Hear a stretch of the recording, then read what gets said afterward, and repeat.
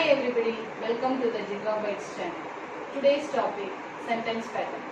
Sentence pattern is an arrangement of words. The arrangement needs to be in a grammatically correct structure. It means the placement of verbs and nouns should be correct to form a meaningful sentence. Only with the correct placement of words you can express your thoughts properly while speaking. In order to make your sentence meaningful and effective, you will have to learn how to make correct sentences using different patterns. Learning the patterns will help you improve your writing skills in English. Sentence pattern carries 1 mark in 11th standard and 12th standard portions. The question will be asked in the first 21 mark questions itself. It carries 1 mark. If you are thorough in the sentence pattern, then 1 mark is granted, is in your hands. Shall we go to the topic here? Sentence pattern includes subject, verb, object, complement and adjective. We'll discuss about everything in detail. First, the subject. Subject is defined as the doer of the action. It is a noun which represents the name of a person, place or thing. For example, Ravi, the table, Chennai. All these are names of a person's place and thing respectively. So it is a subject. Subject can also be a pronoun like I, we, you, he, she, it, they. So the clue to identify the subject is it's a noun or pronoun which is placed before a verb. Subject will be before a noun, subject will be before a verb. It will be a noun or a pronoun. So you can identify the subject. Next, we can go to the next topic, verb. Verb is an important part in a sentence. We cannot frame a sentence without a verb. We cannot frame a meaningful sentence without a verb.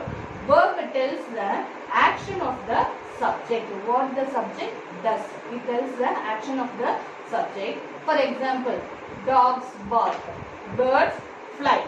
In these two above sentences, the words dogs and birds are nouns. They are used before the verbs bark and fly. So, dogs, birds are subject, bark and fly are verbs. So, we can frame such meaningful sentence using a subject and verb alone. A sentence can be fulfilled by using subject and verb alone. Like in the sentences, dogs bark, birds fly. Next topic is object. Object is defined as the receiver of the action. So the clue to find out an object is you have to find out the verb in a sentence, and if it answers the question what or to whom, then it is an object. For example, I write a story. Here the verb is write. So I put the question what to the verb, next to the verb. I write what. The answer is a story. So a story is an object. The students met the headmaster. Here the verb is met. Action word, verb is met. So I put the question whom. The students met whom? The headmaster. So the headmaster is an object. Some sentences may have two objects. In such sentences, one object will be a direct object and the other object will be an indirect object. For example, she gave me a pen. This sentence has two objects. Here the verb is gave. So I am putting the question what after gave. She gave what? She gave a pen.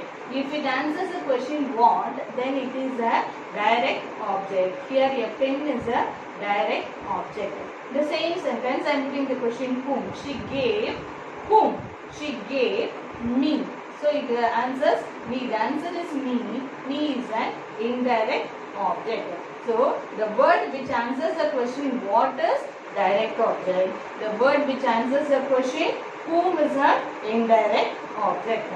Direct object and indirect object can be placed either after first direct object will have, after that indirect object will have, or indirect object will be kept first and after that you may have the direct object. For example, my father left his estate for me.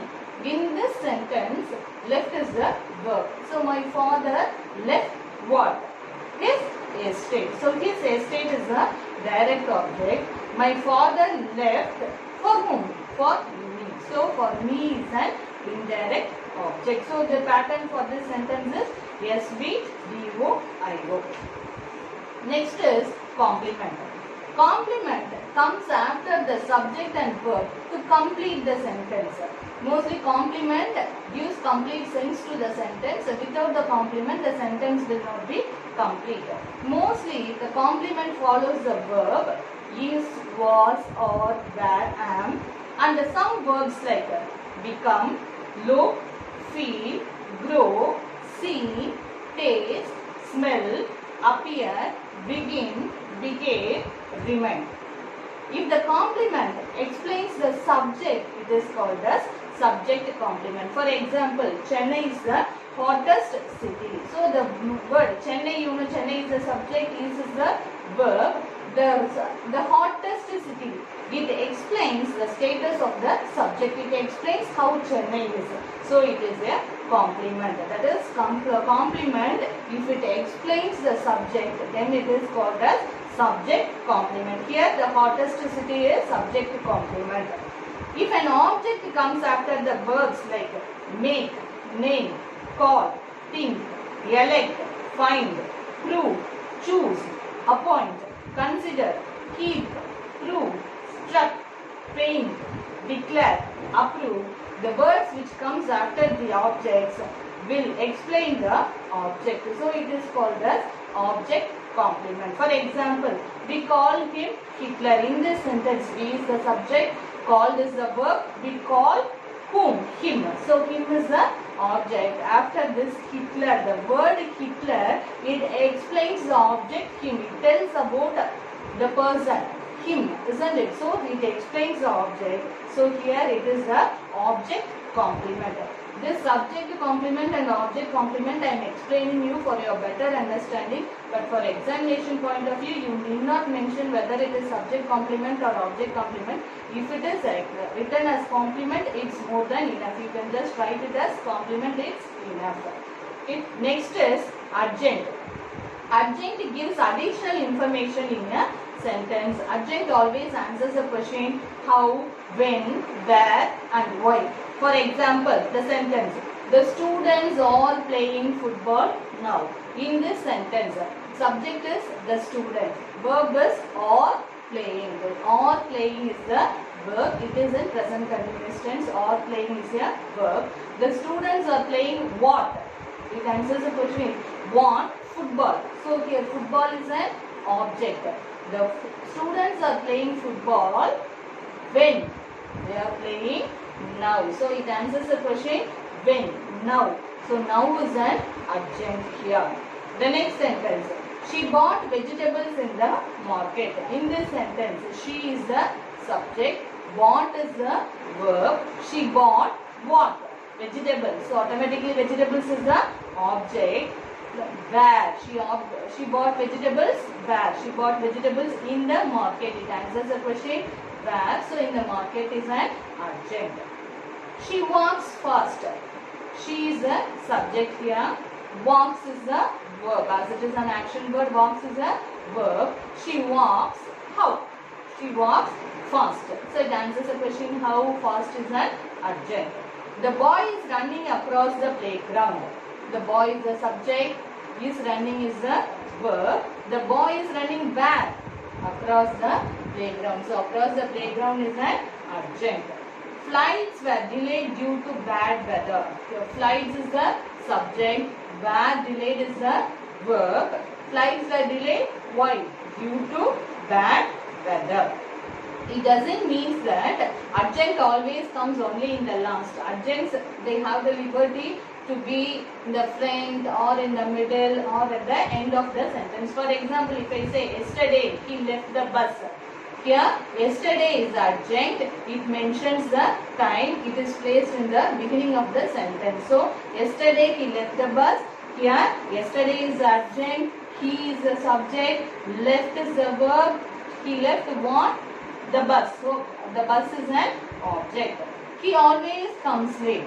He is the subject. object, always it mentions the time, so always is an adjunct, comes is a verb, late again it mentions the time, so again late is an adjunct. So the pattern for this sentence is SAVA. ஆப்ஜெக்ட்டுக்கும் காம்ப்ளிமெண்ட்டும் எப்படி நீங்கள் ஈஸியாக identify பண்ணுறது அப்படின்னு ஒரு சின்ன clue 2 sentence சொல்கிறேன். She gave me a pen. We called him Hitler. இந்த சென்டென்ஸில் நான் சொன்னேன், இந்த 2 சென்டென்ஸையும் நான் ஏற்கனவே சொல்லியிருக்கேன். She gave me a pen. We called him Hitler. இந்த ஃபர்ஸ்ட் சென்டென்ஸில் பார்த்தீங்கன்னா she gave me a pen. Object வந்து மீன் வந்திருக்கு, அடுத்தது a pen.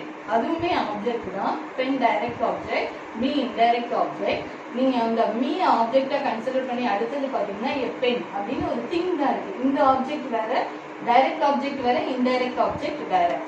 ஆனால் அடுத்த sentence we called him Hitler, அந்த சென்டென்ஸ் நீங்கள் பார்த்தீங்கன்னா we subject, called verb, him object, next இருக்கிற ஹிட்லர். ஹிட்லர் வந்து இந்த ஆப்ஜெக்டை எக்ஸ்பிளைன் பண்ணுது இல்லையா, மீ அந்த பர்சன் எப்படி இருக்காங்க, ஹிட்லர் மாதிரி இருக்காங்க அப்படிங்கிறத அது எக்ஸ்பிளைன் பண்ணுது. ஸோ அந்த ஆப்ஜெக்ட் அதை எக்ஸ்பிளைன் பண்ணுறதுனால இது காம்ப்ளிமெண்ட். இதை நீங்கள் ஒரு ஹிண்ட்டாக வச்சுக்கலாம், நமக்கு ஆப்ஜெக்டா காம்ப்ளிமெண்ட்டா அப்படின்னு டவுட் வர இடத்துல இது ஒரு சின்ன ஹிண்ட். தேங்க்யூ.